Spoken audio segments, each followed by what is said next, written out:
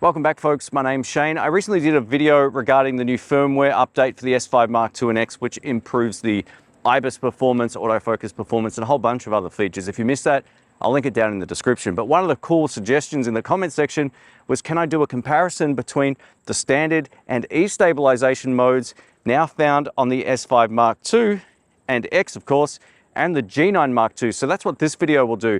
I'm on this field right here, which is pretty bumpy. We're going to compare the performance of the IBIS in both cameras side by side. So if you're on the fence deciding maybe Micro Four Thirds is still the best when it comes to IBIS, or maybe full frame is caught up, all that kind of stuff, that's what this will hopefully cover. So I hope you find this video helpful. We're going to start with two lenses here. We've got the 9mm f1.7 on the G9 Mark II, which is an 18mm full frame equivalent. And I've got the kit lens, the 20 to 60mm f3.5 to 5.6. So this will be at 20mm, and this 9mm is that 18mm equivalent field of view. Now, ideally, the 18mm f1.8 would be the lens to choose, but I don't own that. So this is as good as it's going to get. Anyway, I hope you find this video helpful. Don't forget to subscribe, all that kind of stuff. Here we go.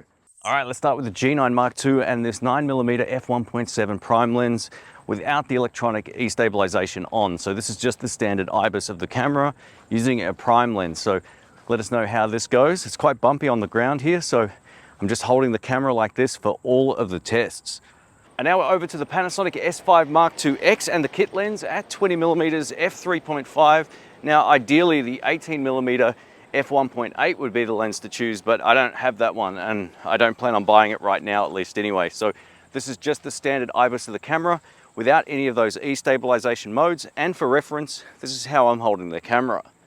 Looking at the standard IBIS mode on both cameras without the E-stab, they're both doing a good job, but you can definitely see in the corners there's a little bit of wobble, but the full frame S5 Mark II is doing a great job considering the size of the sensor. All right, back to the G9 Mark II now with the E-stabilization set to standard. So you'll notice a very small crop in this particular mode, but it should sort of smooth out the corner wobbles and all that kind of stuff. Even though the IBIS in this camera is great, you should already notice a massive difference.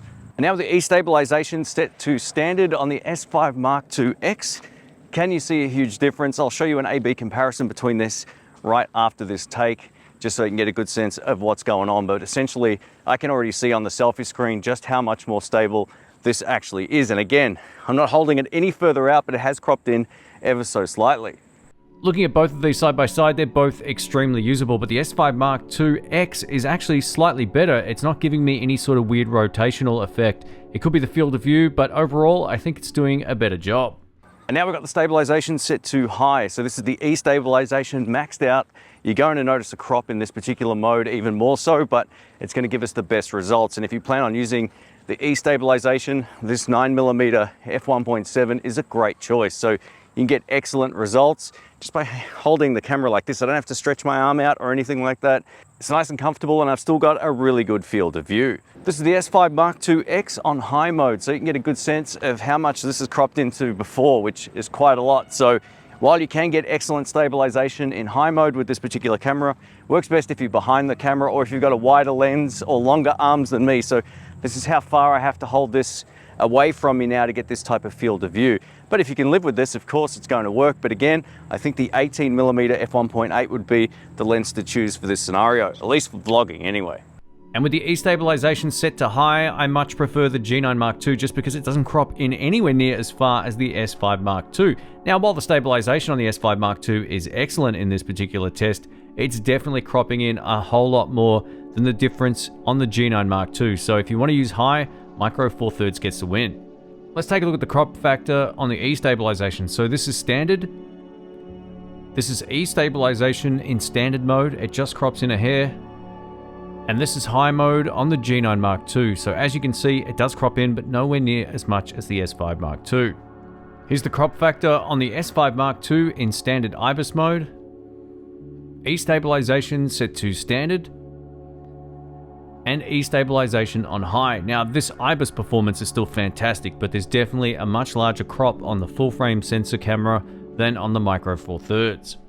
All right, let's wrap this video up. I'm going to give you my final thoughts on the stabilization difference between the S5 Mark II X or S5 Mark II and this G9 Mark II. So just to put it into perspective, let's have a look at the sensor size. On the G9 Mark II, as you can see, it's a Micro Four Thirds sensor.